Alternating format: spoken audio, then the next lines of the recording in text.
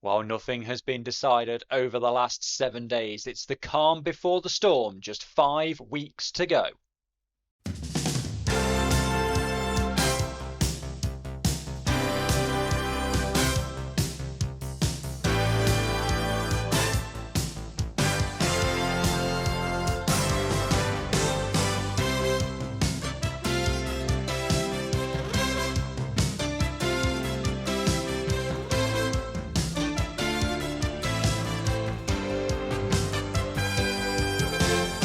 Yes, welcome along to this week's Women's Football Chat. My name is Chris Gadsby. I'm here every Thursday at 6 p.m, bringing you the very latest from the third and fourth tiers of women's football here in England. That is the FA Women's National League, covering everything from the Northern and Southern Premier Divisions to the 4 leagues in Division 1. As I said in the intro there, nothing has been decided over the past 7 days, but some teams are now just one game away from going up or going down. We will run through them all over the course of the next 40 minutes or so. We're going to start with the Northern Premier Division. Now, you will notice when we get to the tables as well, as I said earlier, there are 5 weeks remaining of the season. Some teams have only got 2 games left to play, and everybody, you can't quite make out on the board because the writing is so small, everybody apart from the 2 sides in the plate final are playing on the 21st of April and on the final day of the season on the 5th of May. So if you're a team that's already played 20 of your league games, you have only got 2 to go. Those are the days you're playing in, which means you've got 2 weeks off. I notice a lot of teams are playing friendlies and the like. So we will crack straight on with the Northern Premier Division because I don't want this to run massively long for you. But of course, when we get to the tables and everything, we do spend a while going through them because of the permutations and what can happen. So we will start with last Thursday's game between Huddersfield and Halifax. It finished 0-0. We'll move quickly on. Then we get to the games on Sunday. For Derby 1, Forest 1. Derby taking the lead in this one through Rebecca May just after half time. Charlotte Greengrass equalising for Forest just under 20 minutes later. Away victory for Wolves against Huddersfield. Huddersfield had a player sent off in the 66th minute, Charlotte Gill, for a second yellow card. But Wolves had already done the scoring by then. Sophie Bramford in the 40th minute and Amber Hughes in the 58th minute. The 2 goals for Wolves. Newcastle now very close to achieving their goal of getting into the Championship. They beat Liverpool Feds by 5 goals to 1. A hat-trick in this one to Paige Bailey-Gale in the 9th, 33rd and 53rd minute. Hannah Greenwood getting one just before half-time as well. Jasmine McQuaid in the 80th minute rounding off the scoring for Newcastle. Liverpool Feds do get one, Alicia Collins in the 77th minute, but by that point they're 4-0 down and it is nothing more than just a consolation. A draw between Stoke City and Halifax. Halifax taking the lead early in this one. Drew Green in the 5th minute, but Molly Holder in the 28th, equalising for Stoke, and that would prove to be all of the scoring. Burnley, a good away victory at Stourbridge, a 4-0 win for them there. 2 for Laura Elford, 28th and 64th minute, then 2 for the substitutes. 1 for Leah Embley in the 80th minute, a change on full-time. Full-time says differently to flash scores. I love this league. So Flash Score says it's Lord Mears. Full Time says it's Leah Embley. We'll go with Full Time, saying that it's Leah Embley. And Millie Ravening in the 89th minute made it 4-0 to Burnley. And then the last game from the weekend, a 1-0 victory for West Brom over Fylde. Big 3 points for West Brom. Pretty much condemns Fylde after results yesterday. We'll have a look at those in a moment. Jessica Revel getting the goal for West Brom. Very late goal, 90+6, that goal for West Brom to give them the 3 points. If we then move through into two games that happened yesterday. Obviously, the details aren't all on full time yet, but Burnley then goals for Hamer in the 12th minute, Elford in the 26th, the 37th, the 49th, Hartley in the 64th, Ravening in the 70th, Kelly in the 71st and the 90th, and Paul in the 88th means a 9-0 victory over AFC Fylde. And Wolves, they win one of their local derbies convincingly as well, 8-0 away at Stourbridge. Hughes in the 3rd and the 13th minute, Morfitt in the 7th and the 71st. So they were 3-0 up by the quarter of an hour mark. George in the 20th and the 45th, and Ferguson in the 49th and the 81st. So 4 players with a brace each in that one. So yeah, difficult week for particularly Stourbridge and Fylde. What that means then for the league table is Newcastle now are 13 points clear of Burnley in second, and Burnley's maximum is 54. Burnley's maximum is 54. Forest's maximum is 53. Therefore, Newcastle, with 3 games to go, are 1 win away from the Northern Premier Division title. They do not play, though, this weekend. They have to wait until the 14th, when they are likely to win the league title because they have 11th spot at Huddersfield Town. Of course, it is possible for them to win the title should Burnley slip up to Huddersfield Town this weekend and Forest slip up away at Stourbridge.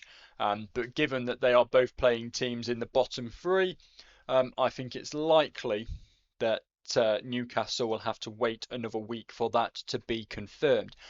So after Forest's draw and Burnley's 2 wins this week, Burnley have leapfrogged Forest into second. Forest up down to third. Wolves are in fourth. It is still the top 4 that everybody expected, really, at the start of the season. That midfield is still so tight that West Brom are up a couple of places after that late victory against AFC Fylde. Stoke with their draw drop down a place. Derby with their draw go up a place. Liverpool Feds have dropped a couple. The bottom 4 all remains the same. Halifax, Stourbridge, Huddersfield and AFC Fylde. There is a draw in there between Halifax and Huddersfield, but mostly it is the same as it was.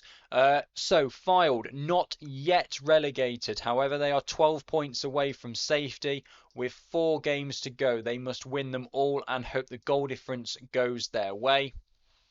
Now, they have Stoke, who are in 6th this weekend.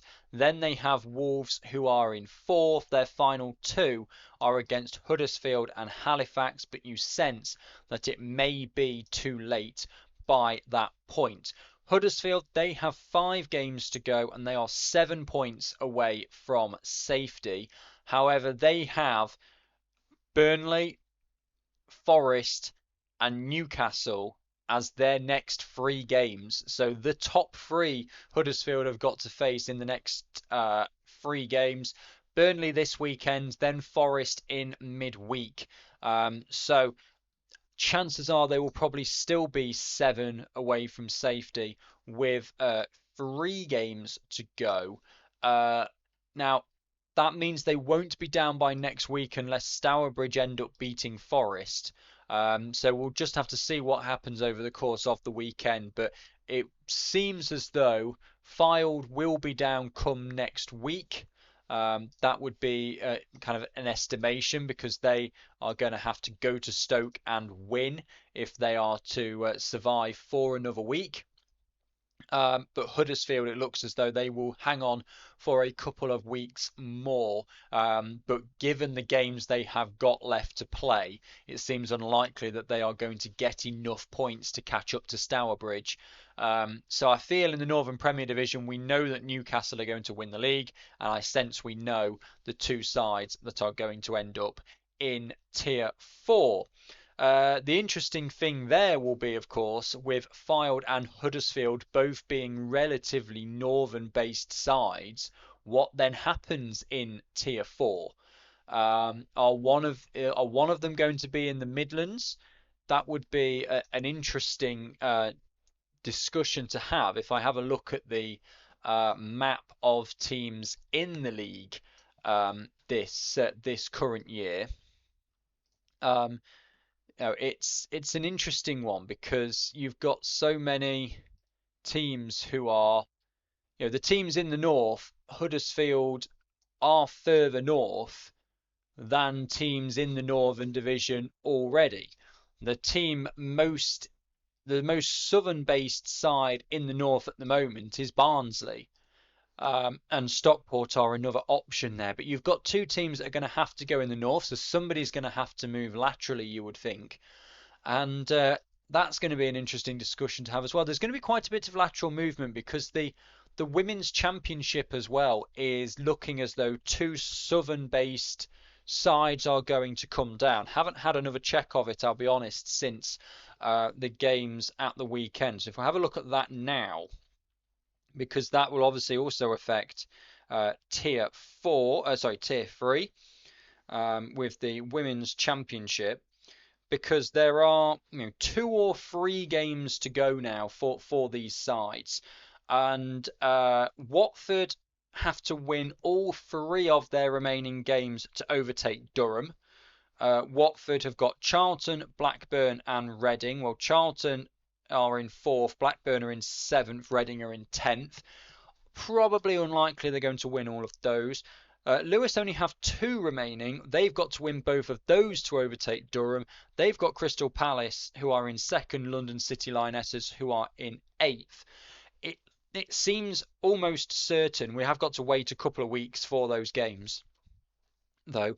It seems almost certain that we're going to have 2 southern sides coming in, which means the most northern based team in the Southern Premier Division are going to have to move into the north. That's going to be Rugby, which means we get another relatively close derby between the likes of your West Broms, your Stourbridges, your Wolves, and your Rugbies. They're all going to get in there as well.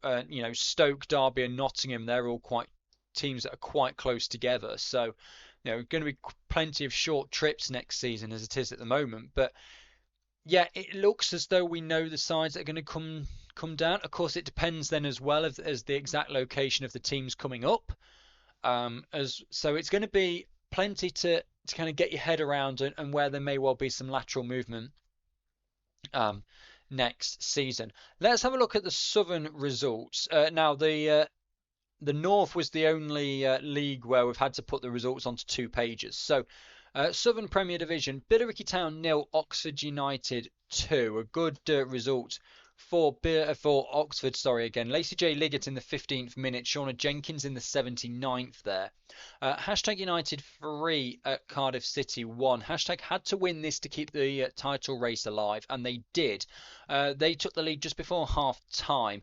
Georgia Griffin, who had come on in the 20th minute for Samantha Rowland, put hashtag ahead in the first minute of added time at the end of the first half. Cardiff gets straight back through Tiana Teaser in the 48th minute, so 1-1 there.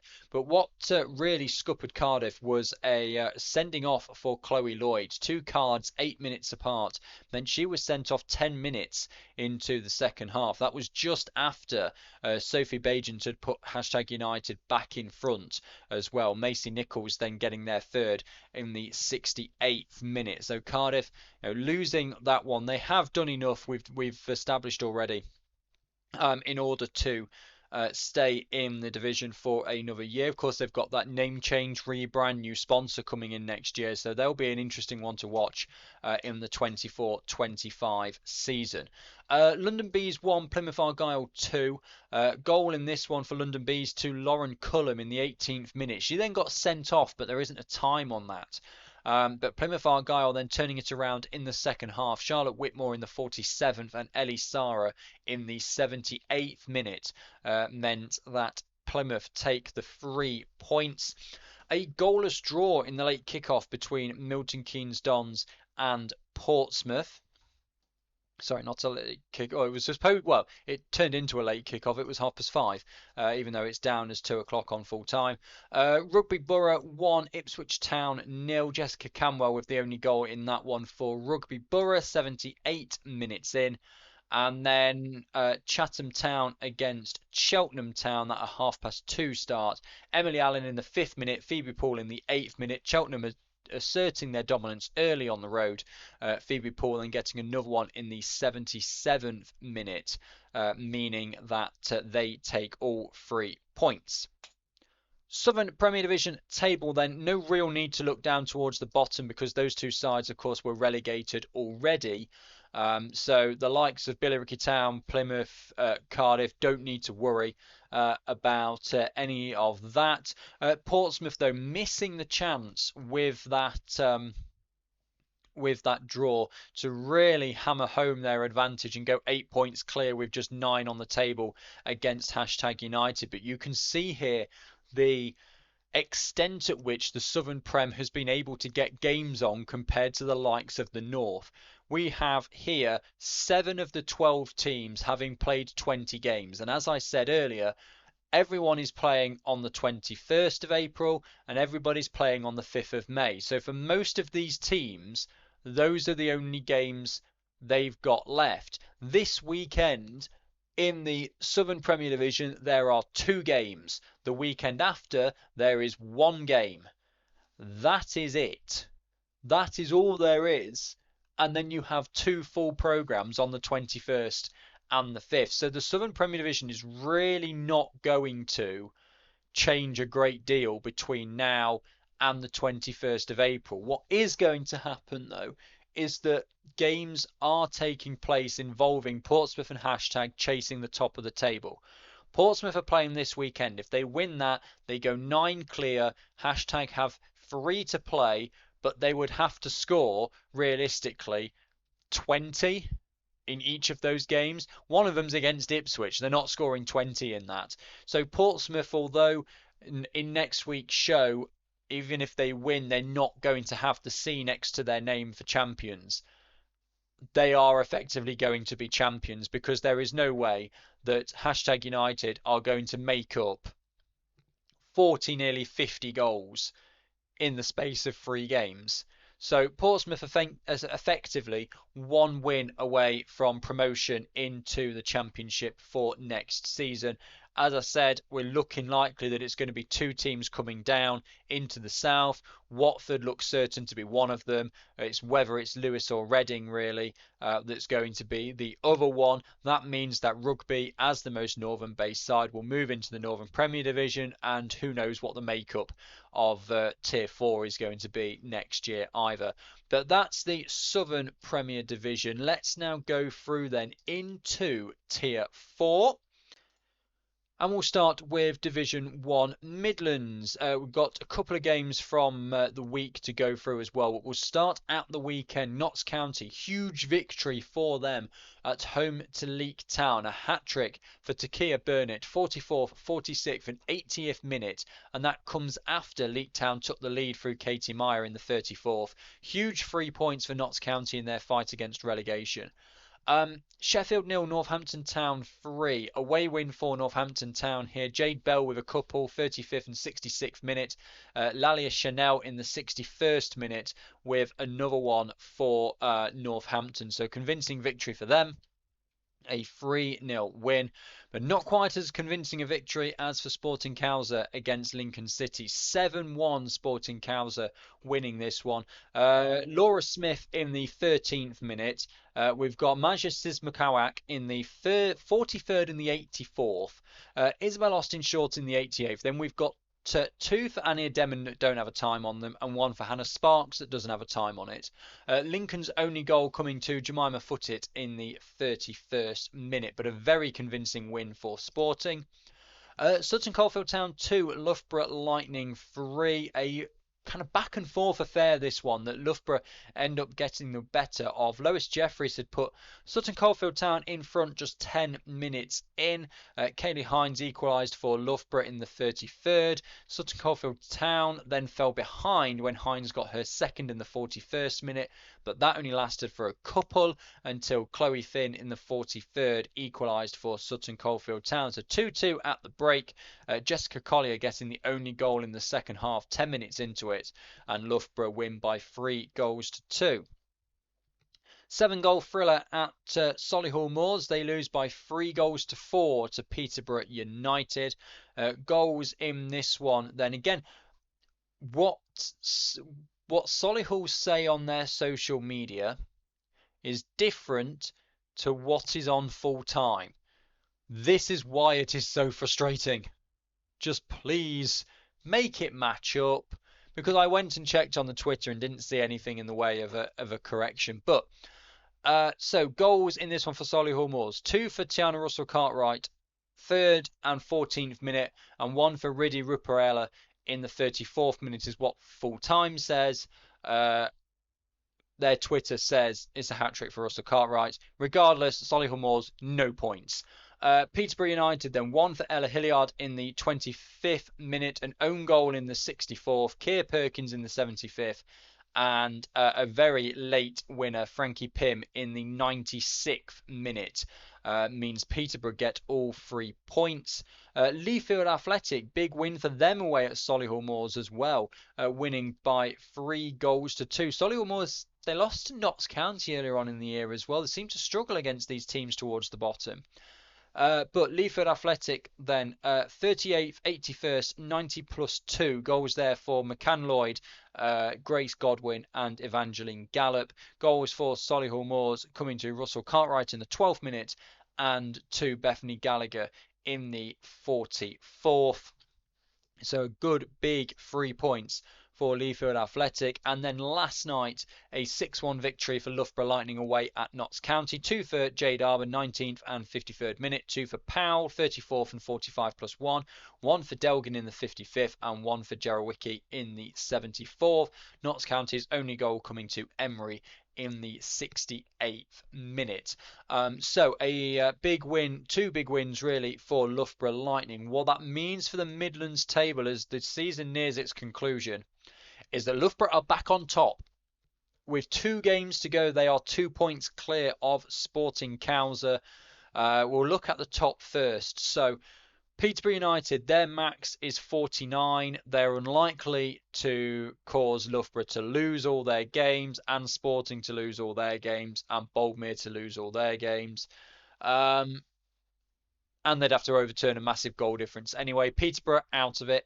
Boldmere, they can only get 9 more points. They're already out of it. Peterborough, okay, let's say they are, because that's not going to get overturned. It's a 2-horse race. It's Loughborough or it's Sporting Cowser. Who is your money on? With 2 games to go, Sporting Cowser, they take on Leafield Athletic away and Sheffield away.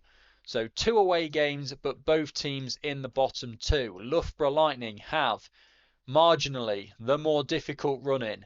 They have Sheffield at home, so both teams are playing Sheffield, and they have Lincoln away, Lincoln in 8th. So do you fancy the team playing 8th and 12th or 11th and 12th? Bear in mind that in order for Sporting to win the league now, they require either Sheffield or Lincoln City to get a draw out of Loughborough, and for Sporting to win both of their games. My money is on Loughborough. I'm struggling to see how Sporting Cows how Sheffield or Lincoln are going to cause the slip up from Loughborough. So the postman arrived. So yeah, I'm struggling to see where Loughborough are going to slip up there. So I think that it is likely Loughborough will end up getting the promotion. Down towards the bottom then, as those 2 sides have only got 2 games left to play. Down towards the bottom, it's far more open. Sheffield have got 4 games to play. We've already mentioned 2 of them there against the top 2. They also, though, have to play Boldmere St Michael's, who are in 3rd.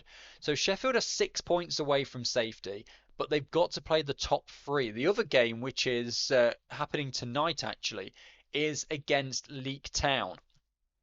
So it is possible come next week that Sheffield are relegated, because if they fail to beat Leek Town and then lose to Boldmere, so if they lose to Leek Town, and then lose to Boldmere, then they will be relegated come next week's show. So Sheffield really backs against the wall now. Leafield Athletic, they are only in the relegation zone on goal difference after that great victory against Solihull Moors. Leafield Athletic have now won their last two games after beating Sheffield last week as well, so they've really put on a resurgence towards the end of the season. They are now only in the relegation zone by 3 goals over Leek Town. Leafield Athletic, they have Northampton Town away, Sporting Cowser at home, and Peterborough away. So difficult games. They're only playing the top 5. They are difficult games. Leek Town, with their 4 games to go, have Sheffield at home, Sheffield away, Sutton Coldfield Town at home, Peterborough away, and Solihull Moors at home. It kind of feels as though Leek Town will probably get more points than Leafield Athletic in that. Difficult one to call. Notts County are probably in the worst situation because they only have 2 games left to play. They've got Lincoln at home and Northampton Town away. So the other teams have got games in hand on them. But obviously they're playing those games in hand this week. So come next week's show, we may well know have a much better idea of the picture at the bottom of the Division 1 Midlands. It is very tight. Lincoln City, I don't think are going to get drawn into it. They are 5 points clear of Leafield Athletic, with just Leafield having 3 games to go. So you're needing them to, go unbeaten, winning one of those. And when you've got Sporting and Peterborough, realistically, if you're needing 2 games, 2 wins, I don't think Lincoln are going to get dragged into it. They already are too far, pretty much, away from Sheffield. And with Sheffield's running and Leafield's running, my gut instinct says it's going to be those two. I think Notts will end up safe. I think it's 2 of those bottom 3, but one of which is going to be Sheffield. So it might be a case of just waiting and finding out which that is. Right, let's go through then into Division 1 North and have a look at those results. This one should be relatively quick to go through because there's barely any goals in Division 1 North. So Doncaster Rovers Bells against Durham Sestra, 0-0 draw. FC United of Manchester 1, Middlesbrough 2. Goals in this one. Middlesbrough took the lead early through Lauren Robson in the 10th minute. FC United of Manchester equalised, Nishai Gordon in the 20th, and then Sarah Byrne in the 32nd. With the winner for Middlesbrough. So all the scoring done in the first half there. Hull City getting the victory they need at home to Stockport County. Shakala Brooks in the 70th minute with the goal there. Leeds United 1, Barnsley 1. Louise Biggins with the goal for Barnes in the 21st minute. That put them in front. But then Olivia Smart in the 63rd minute equalised for Leeds. York City against Norton and Stockton Ancients. Only goal in that one, a very late goal to deny York City a point. Cara Milne Redhead in the 93rd minute. Heartbreak for York City. And then one game last night. Doncaster Rovers Bells 3, Hull City 0. Hull City had gone down to 10 in this game. Goals for Gig in the 20th minute, Parnham in the 54th, and Saxton in the 67th for Doncaster Rovers Bells. Bit of a shock there, that one. It has to be said.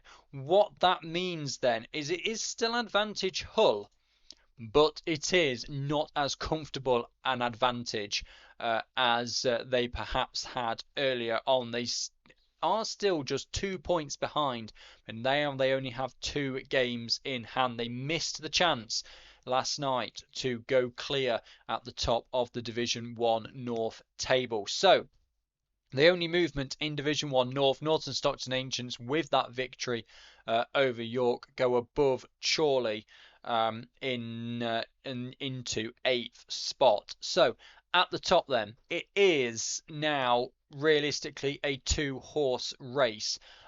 Barnsley can get to 46. Durham can get to 45, but that means that one win from the last 4 games for Hull, a win in the last 2 games for Middlesbrough takes those two out of it. It seems as though it's just going to be between those two top sides. And Middlesbrough, they will be ruining all of these draws that they've had. Middlesbrough have drawn more games than anybody else in Division 1 North. With 6, they've only lost once, but those lack of points. If you convert 3 of those into wins, that's another 6 points. You're on 51, and it looks as though you're going up back into the Northern Premier Division. But those draws have really hurt Middlesbrough, and the teams that they've been drawing against: Durham, Sestra, fair enough. Barnsley, yes. A draw away at Chorley, they're down in ninth. A draw, another draw with Barnsley, another draw with Stockport. A draw with Norton Stockton Ancients, they're down in 8th. They've been drawing a lot of the games against the teams around them where Hull have been grinding out these 1-0 victories. So it does look as though it's going to be between those two. Now, Middlesbrough have got to finish the season off Norton and Stockton Ancients in 8th and York City in 11th. You would expect them probably to win those games, but they did draw with Norton Stockton Ancients on the opening day of the season. Let's say they do win both of those games. That puts them on 51, which means that Hull would need 3 wins from their last 4 in order to take the title. They have Chorley at home in 9th, York City at home, they're 11th, Leeds away, who are 5th, and FC United of Manchester, who are 12th. So you would expect, given that Hull are playing 3 of the bottom 4, you would expect them to get the 3 wins that they need. Doesn't mean that they will, but you would expect them to. And I think that is the big factor there in that one.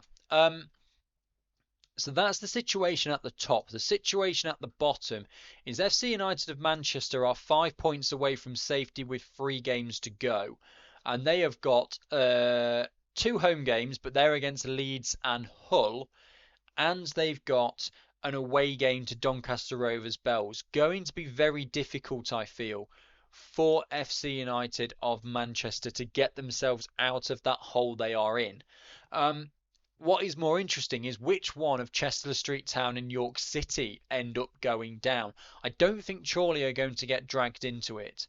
They are 9 points clear of York City. York City have 5 games to play. I think it's unlikely that Chorley get dragged into it. They've got difficult games, don't get me wrong though. Hull away, Barnsley at home, Durham Sestra away. They're playing teams in the top 4. They've got Leeds away as well. So in Chorley's last 5 games, they have got to play 4 of the top 5. So maybe don't necessarily rule Chorley out of it. Their one other game is away to Chester Street Town, by the way. But York City need 3 wins from their final 5 games to catch up to Chorley. York have Barnsley, Hull, Stockport and Middlesbrough. So, York have got to play 3 of the top 4, and they have to face those sides and get a win in order to catch up to Chorley. That's why I don't think Chorley will get dragged into it, because FC United and Manchester can't catch them, and I don't think that York have got the games to catch them, really. So then it's then looking at Chester Street Town with their 5 to go, and you go, okay, well they've got Stockport, York, Durham, Chorley and Leeds. Arguably the easier running over York City. So we'll have to keep our eye on that over the coming weeks. Both teams with 5 games to go, 5 weekends to go as well. So regular fixtures coming for those sides every single Sunday between now and the end of the season. Right, Division 1 South East then. Again, plenty to go through here. Ashford against Wimbledon was postponed. They're actually playing each other coming up this weekend in the County Cup as well, which is slightly awkward because it now means that they've got to find a midweek somewhere to play their game. Cheshire United 1, AFC Sudbury 5. Big result for AFC Sudbury here. to beat Chesham convincingly as well. It's helped their goal difference out. Sophie Jeffrey in the 47th minute. Jasmine Drake in the 49th. That made it 2-0. Chesham then got one back. Natalia Makowska in the 61st. But then we go back to AFC Sudbury with two for Jessica Allen in the 68th and the 88th minute. Victoria Leah then finishing it off in the 91st. Big result for Sudbury, particularly with other results going their way as well. London Seaward beating Cambridge City by 4-2. One for Samantha Lanza, one for Elizabeth Mulvaney, and two for Mira Hotet for London Seaward. One for Cambridge City each for Megan Frary and Rosie Wadhams. Great game between Queen's Park Rangers and Ashford Town. 4-4 this one finished. A hat-trick for Stanley. 48th, 81st and 90 plus 6. And one for Ward Chambers in the 71st. No information about Ashford's goals though, although I do know from Queen's Park Rangers' Twitter they came in the 15th, the 30th, the 49th and the 59th minute. So what's mad with that is that Ashford go 2-0 up. Queen's Park Rangers get one back. Then Ashford go 3-1 up. And then Queen's Park Rangers get one back again, 3-2. 81st minute, it's 4-2. 81st minute, it's 4-3. And then the 96th minute, it's made 4-4, and the points are shared. Worthing beating Cambridge United by 2-0. Sophie Humphrey, 49th minute. Georgia Tibble, 54th minute. So a 2-0 victory for them there. And then the big one as well is the draw between Wimbledon and Norwich. Great result for Wimbledon, this really. Goals coming to Rosie Russell in the 21st minute and Ashley Hinks in the 44th. Norwich City's 2 goals, both coming off the substitutes bench actually, and both very late on. Holly Kennard in the 90th minute and Shannon Shaw in the 92nd minute. So while I say it's a great result for Wimbledon because Norwich don't catch them, it must be gutting to concede 2 goals so late on and have 3 points taken away from you. And then last night, Worthing beat Haywards Heath Town by 3-1. And Haywards Heath Town had taken the lead in this one. Kabadaki getting the opening goal for Haywards Heath Town in the 12th minute, but Worthing fought back. Katie Cooper in the 15th minute, Samantha Quayle in the 50th, and Izzy Glass-Oliver in the 92nd. Again, very different to what they said on Twitter from what is put on full time. It's not always necessarily, the person putting it on full time is not always necessarily the same person that's doing the Twitter updates over the course of the evening. Southeast table then. And what it means is AFC Wimbledon are 6 points clear now of Worthing. You will see how if they'd have got those extra 2 points, then they would be 8 points clear at the top and Worthing would be practically out of it. But AFC Wimbledon then 6 points clear at the top of Worthing now, who after their win and Norwich's after their 2 wins, and Norwich's draw, Worthing are above them now in the league. Down towards the bottom, AFC Sudbury now level on points with Chesham United. Both of them are 7 points clear of the relegation zone. We'll go through the relegation zone first. It's a bit easier. So Haywards Heath Town, 12 points away from safety, 4 games to go. They must win every single game. They have Actonians this weekend, and then they have to host Norwich. It's very unlikely for Haywards Heath Town. Cambridge City, they have 3 games to go. They need to realistically win them all. And they travel to Norwich next week. So it could be, they travel to Norwich on Tuesday. So it could be that by next week's show, I would argue it's likely that by next week's show, we will have both teams down in Division 1 South East. So that's why South East is relatively easy. I mean, Cambridge City, even if they manage to get past Norwich, they've then got the Cambridge Derby, and then they've got a game against Worthing on the final day of the season. So it doesn't get easier for Cambridge City. Wimbledon then. So Worthing's max is 49. Norwich's max is still, they can still get to 54. Norwich can. So Wimbledon, still need to get 9 points from their last 3 games in order to make it an assurity. They've got London Seaward away, Worthing away, and Actonians at home. They also have a game against Ashford, which is yet to be scheduled, which they probably could have played this weekend, but then they ended up drawing each other in the County Cup, and they're playing it this weekend rather than on County Cup day. Um, so are Wimbledon going to get over the line? They have got tricky games in there. They've got second, fifth, sixth. I mean, Seaward are down in eighth. You'd expect them to beat them, but it is going to be an interesting one. Worthing have to win all three. They have Ashford at home, Wimbledon at home, Cambridge City away. But I mean, winning the Wimbledon one would be a big one for Worthing, but they've got to win all three because winning two, they're probably not going to catch Wimbledon's goal difference. So they've got to win all three. Plus, they've got to win all three. Hope Wimbledon don't win one game. And Wimbledon are probably going to win one game.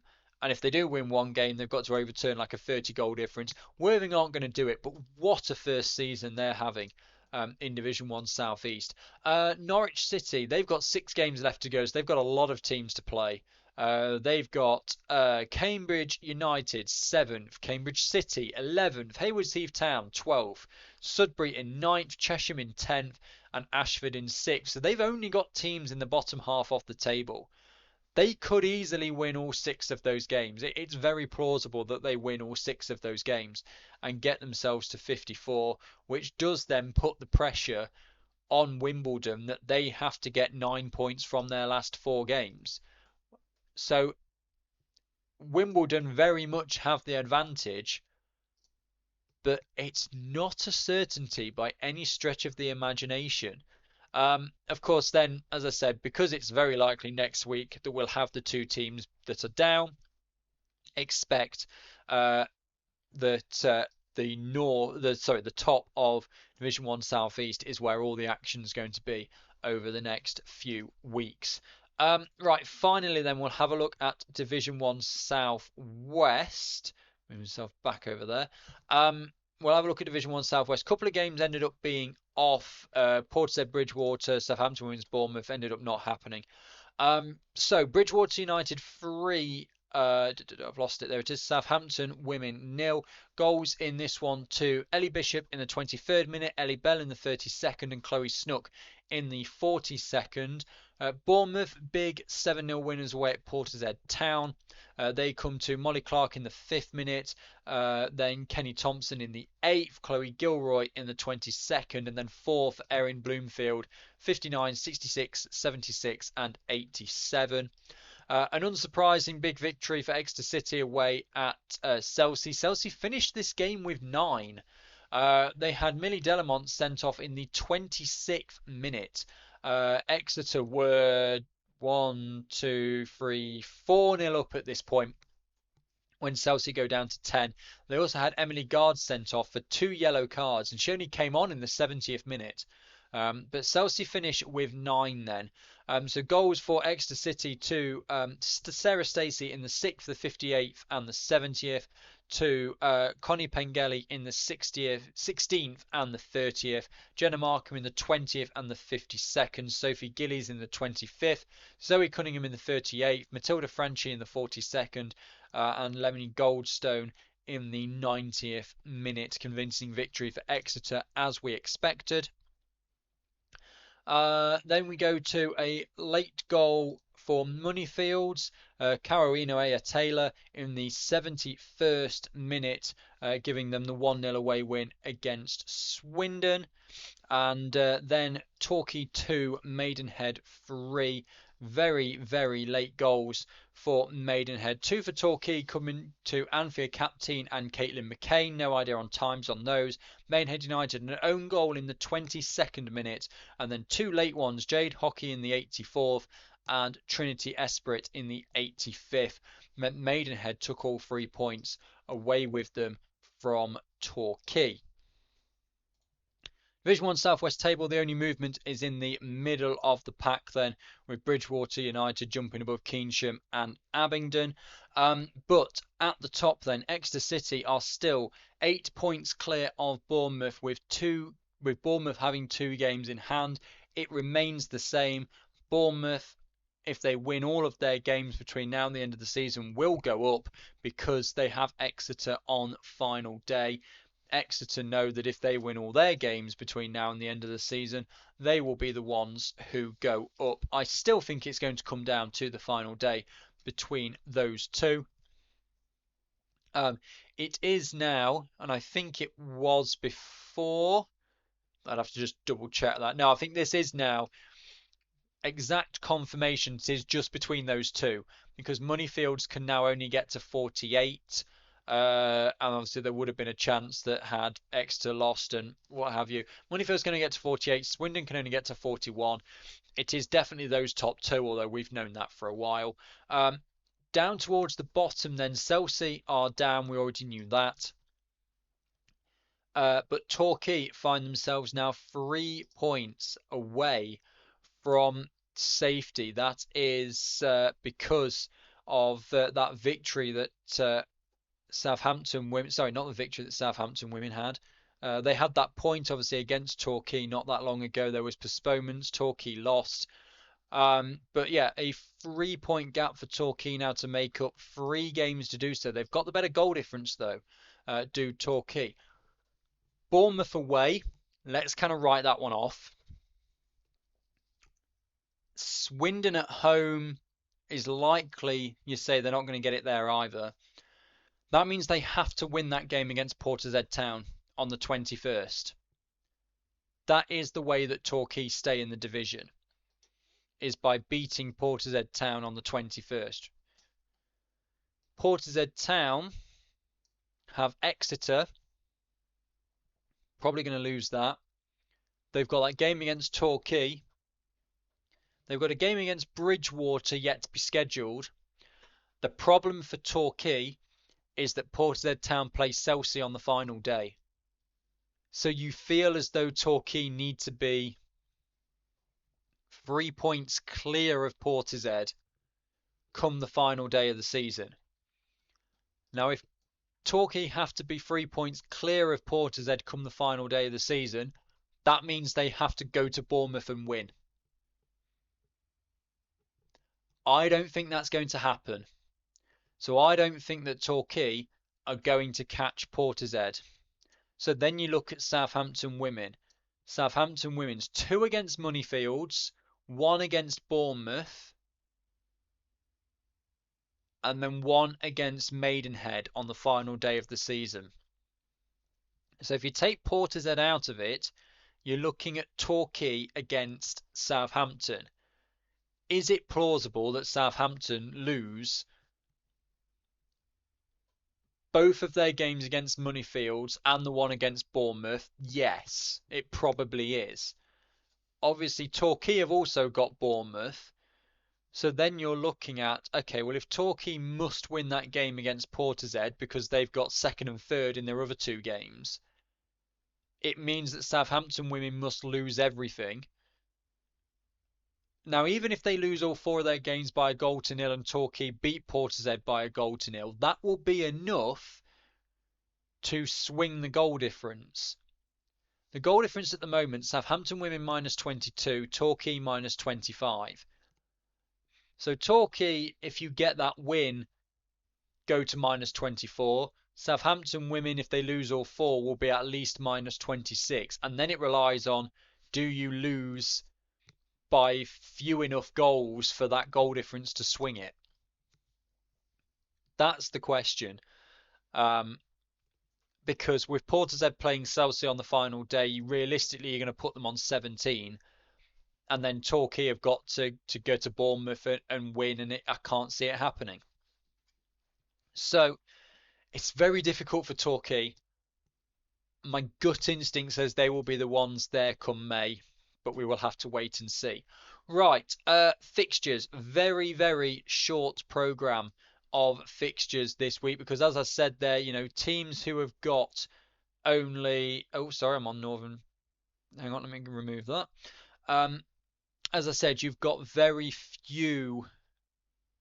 You've got a few teams that have only got like 2 or 3 games to play and there's 5 weekends to play them in. So Northern Premier Division this weekend. Burnley against Huddersfield Town, 2nd against 11th, and Stoke City against Fylde is 6th against 12th. Stourbridge take on Forest, 10th against 3rd, and Wolves take on Halifax, which is 4th against 9th. So the bottom four, Halifax, Stourbridge, Huddersfield and Fylde, all in action this weekend, but they are all playing teams in the top half of the table. So it could be a difficult one for them. Don't forget, Fylde must win in order to survive. Huddersfield will survive for another week, even with a loss to Burnley, unless both Stourbridge and Halifax. No, even if Stourbridge win, Huddersfield will survive for another week.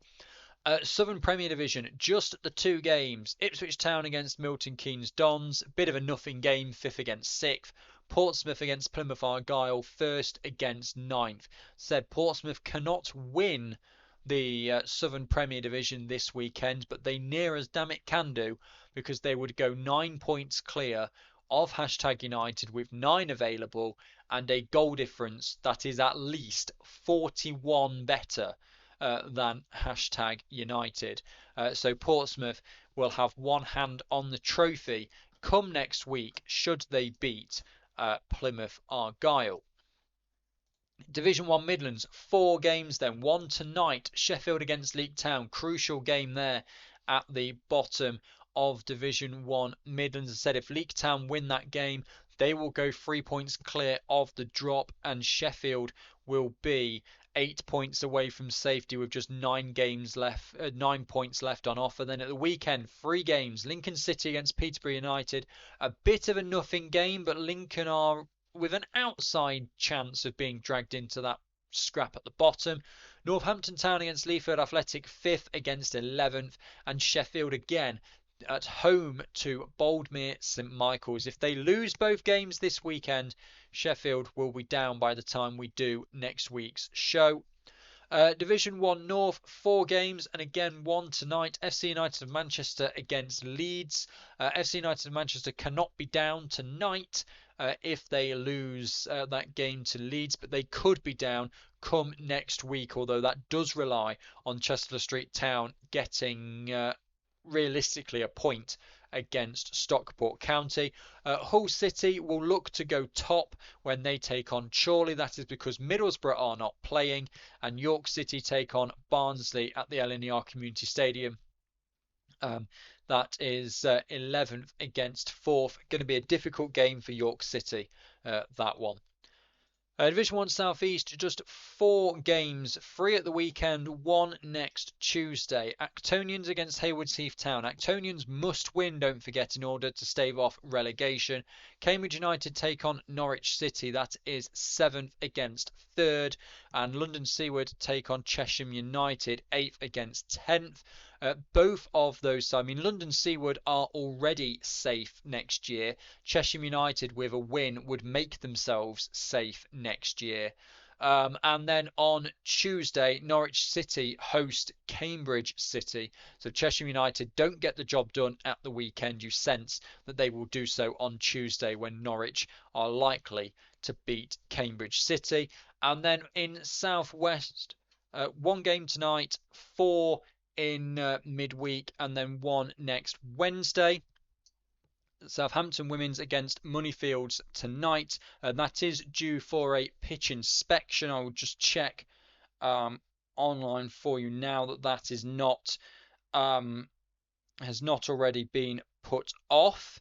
Because the last thing I want to do, which seems to happen most weeks to be fair, is that I put the show out with the game on, and then it gets called off. Or I record the show with the game on. No, it's still on as it stands. I record the show with the game on, then it gets called off, and then the show comes out. Quite irritating, really. So that's the game tonight at the Test Park Sports Ground. That, as I said, on as it stands. Bridgewater United against Bournemouth, 5th against 2nd. Keynsham Town in 6th take on Exeter City, who are top of the table. Moneyfields then host Maidenhead United, who are in 8th. Southsea bottom of the table against Abingdon in 7th. And then on Wednesday, Portishead Town take on Exeter City. That is 10th against 1st. So we are unlikely to have, well, Torquay aren't playing, so we definitely won't have that second relegation Southwest decided come come next week's show. Exeter City will have played 20 come next week's show if both of those games are on, and they could be as much as 9 points clear of Bournemouth. No, that's not right. 58 plays 47, 11 points clear of Bournemouth, with Bournemouth having 5 games left to play. So all still to play for many sides in the FAWNL. We are really at that crucial point of the season. As I said, next week's show, you see there's not many results there. Next week's show, there's kind of even fewer games on. You can see just how little red there is on the board behind me. Particularly, as I said, Southern Premier Division, 1 game, just as teams try to catch up, get to 20 or at least 19 before we hit those final 3 weeks of the season. Of course, whatever happens, I'll be here to bring you absolutely everything across the FAWNL as the season reaches its climax. And then, of course, throughout the summer, don't go anywhere, we have that summer knockout tournament that we run every year. Wolves, the defending champions of that one. So that will do it for this week's Women's Football Chat. I'll be back next Thursday at 6 p.m. If you're watching your favourite women's football team this weekend, have a great time. I've got a commentary on Sunday afternoon, the final day of the ice hockey season, with all still to play for there as well. Don't we just love this time of year? But for now, goodbye.